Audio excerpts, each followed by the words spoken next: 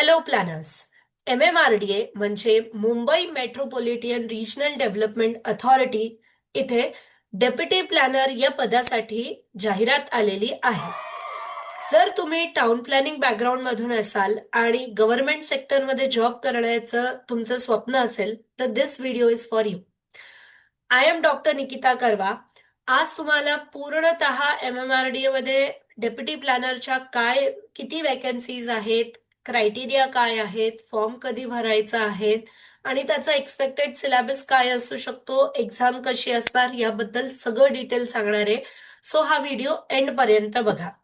So first of all 29 पोस्टसाठी deputy प्लॅनरच्या जागा निघालेल्या आहेत MMRDA मध्ये. राईट. 29 पोस्टसाठी. सो 18 फेब्रुवारी पासनं तर 20 मार्च पर्यंत, 18 फेब्रुवारी पासनं फॉर्म फिलिंगची डेट सुरू होणार आहे आणि ती 20 मार्च पर्यंत असेल. म्हणजे तुम्ही 20 मार्च पर्यंत फॉर्म भरू शकता. आता इलिजिबिलिटी क्रायटेरिया बद्दल बोललं तर आर्किटेक्ट किंवा सिव्हिल इंजिनियर किंवा बी प्लॅन या तिघांपैकी कोणतीही डिग्री असणं गरजेचं आहे आणि सोबत सोबत you should be a post graduate degree. You should have a post graduate degree in a town planning related subject. म्हणजे काय की urban planning, housing, town planning, transport planning, environmental planning अशा प्रकारच्या सगळ्या टाउन प्लॅनिंगशी निगडीत याच्यात तुमचं PG असणं गरजेचं आहे. म्हणजे काय झालंय की आर्किटेक्ट, सिव्हिल किंवा बी प्लॅन चालेल, पण सोबत सोबत post graduate degree in town planning is compulsory. Right. Next, काय एक्सपेक्टेड सिलेबस असू शकतो. सो दोन याच्यात डिवाइड झाले, एक आहे टेक्निकल, एक आहे नॉन टेक. सो 60 मार्क हा नॉन टेकवर आहे आणि एक्झाम रिलेटेड, टॉपिक रिलेटेड ज्या गोष्टी आहेत त्या 40 मार्क्स आहेत.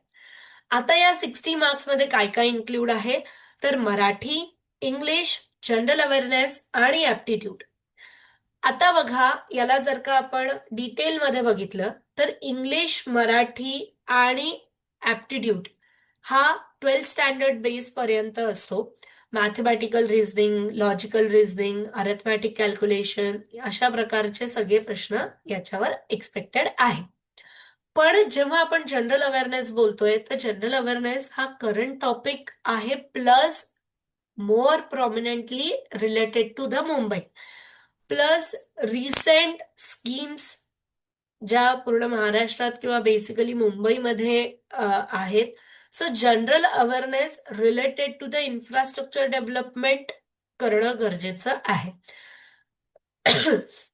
आता आपण 40 मार्क्स बद्दल जर का बोलू तर there are the 10 to 15 topics जे मागच्या एक्झामला जर का तुम्ही बघाल तर ह्या टॉपिक असं this can be the expected syllabus. Right. So first is a history and a theory of a urban planning. म्हणजे काय की याच्यात prehistoric, river valley civilisation आणि पोस्ट इंडिपेंडन्स अशा 3 याच्यात डिवाइड झालेला आहे. म्हणजे इजिप्शियन, हरप्पा संस्कृती, चायनीज सेटलमेंट या सगळ्या गोष्टी, प्लस आता पोस्ट इंडिपेंडन्स नंतर ज्या ज्या सिटीज डेव्हलप झाल्या आहेत, कोणत्या बेसिसवर डेव्हलप झाल्या आहेत, प्लॅनर्स कोण कोण आहेत, ह्या सगळ्याशी रिलेटेड 2 प्रश्न तुम्हाला एक्सपेक्टेड आहेत. सोबत सोबत यालाच यालाच मॅच होईल असा टॉपिक आहे थेरीज ऑफ अर्बन प्लॅनिंग. म्हणजे different types of theories, that is a concentric zone theory, sector theory, multi nuclei theory. त्याच्यानंतर देर आर द प्लॅनर्स की ज्यांनी काही टिपिकल कन्सेप्ट दिलेला आहे, जसं Sir Ebenezer Howard garden city concept आहे, FL Wright झालं, त्याच्यानंतर पॅट्रिक गेडिस झालं, सोरिया माता झालं, Le Corbusier. So these are the different planners ज्यांनी एक बेसिक कन्सेप्ट सिटीज डिझाईन केलेल्या आहेत. सो त्याच्यावर 1 किंवा 2 प्रश्न एक्सपेक्टेड आहे. राईट. हा दोन्ही टॉपिक एक दुसऱ्याशी रिलेटेड आहे. Next is a environmental planning. याच्यात सगळ्यात इम्पॉर्टंट आहे EIA आणि CRZ. So coastal regulations, as we are studying for the Mumbai, coastal regulations आणि EIA ह्या दोन्ही गोष्टी इम्पॉर्टंट आहे. सोबत सोबत ozone layer depletion, bio diversity, ecology, man and environment relationship आणि सॉइल म्हणजे नॉईज आणि air pollution. So these are related to the environmental topic, right? Next is a planning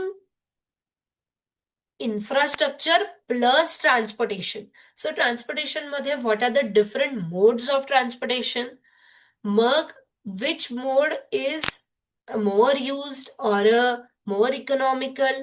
त्याच्यानंतर जर आपण रोडवेज बद्दल बोललो तर रोडवेज मध्ये कोणत्या कोणत्या डिफरंट सर्वेज होतात, त्या सर्वेचा कधी कोणता उपयोग होतो, of street parking, on street parking काय असतात, त्यांचे अँगल्स काय असतात, कसं ते काढतात, या सगळ्या गोष्टी ट्रान्सपोर्टेशन प्लॅनिंग मध्ये येतात.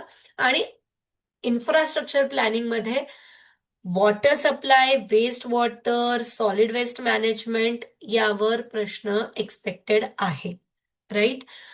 नेक्स्ट व्हॅल्युएशन मेथड खूप इम्पॉर्टंट आहे. कॉस्ट अप्रोच, इन्कम अप्रोच आणि मार्केट अप्रोच या तिन्ही अप्रोच मध्ये डिफरंट डिफरंट वेगवेगळ्या मेथड्स आहेत. त्या मेथड्सवर प्रश्न येऊ शकतो. डेमोग्राफिक अँड हाऊसिंग बघा, डेमोग्राफिक मध्ये सेन्सस मध्ये, लेटेस्ट सेन्सस मध्ये काय काय डिटेल्स आहेत, म्हणजे लिटरसी रेट, सेक्स रेशो किती आहे, या सगळ्या गोष्टी related to Mumbai, related to Maharashtra याच्यावर प्रश्न येऊ शकतो. हा जनरल अवेअरनेस मध्ये पण टॉपिक जाऊ शकतो आणि हा याच्यात पण एक्सपेक्टेड आहे. Next is a housing. Housing demand खूप आहेत, त्याला कसं डील केलेलं आहे, that is one thing. SRA projects काय काय आहेत आणि ते कशावर चालतात. मास्टर प्लॅन मध्ये हाऊसिंग कसं प्रोव्हाइड केलेलं आहे, हाऊसिंग कोणत्या कोणत्या वेगळ्या स्कीम्स मध्ये सुद्धा अफोर्डेबल हाऊसिंग प्रोव्हाइड केलेलं आहे. सो डिफरंट स्कीम सुद्धा आपल्याला हाऊसिंग मध्ये स्टडी कराव्या लागतील. And the last one is a planning techniques. So PERT CPM, project management आणि रिजनल प्लॅन इम्प्लिमेंटेशन कसं झालंय. म्हणजे इथे जर का तुम्ही प्लॅनिंग प्रॅक्टिस बघितलं तर सगळ्यात इम्पॉर्टंटली तुम्हाला MMRचा प्लॅन जो आहे तो डिटेलमध्ये स्टडी करायचा आहे. सो अशा प्रकारे एक बेसिक जर का आपण ओव्हरव्ह्यू बघितला तर जेव्हा आपण MMRचा प्लॅन जेव्हा स्टडी करू, so you will come to know that MRNTP act, 73-74 amendments, what are the different land use in the Mumbai regional plan, legislations कोणते कोणते आहेत, हे सगळं स्टडी करायचंय. सोबत सोबत काही लेजिस्लेशन असे आहेत की which can be ask in every planning related exam. जसं ट्री प्रिझर्वेशन ऍक्ट आहे, स्लम क्लिअरन्स. आता आपण हाऊसिंग मध्ये बोललो की SRA काय काम करते, म्हाडा काय काम करते, स्लम क्लिअरन्स कसं होतं, याशी रिलेटेड प्रश्न एक्सपेक्टेड आहे.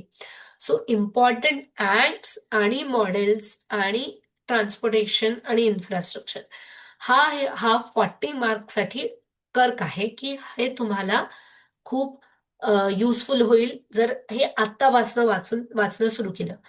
So every planner, this is a best opportunity for you. आत्तापासनं प्रिपरेशन चालू करा. युट्यूब चॅनलला सबस्क्राईब करा. एज्युफर्स्ट अकॅडमीच्या वेबसाईट, टेलिग्राम ऍप डाउनलोड करून ठेवा. अशाच प्रकारच्या अजून इन्फॉर्मेटिव्ह व्हिडिओज मी शेअर करत राहील. Stay tune. थँक्यू.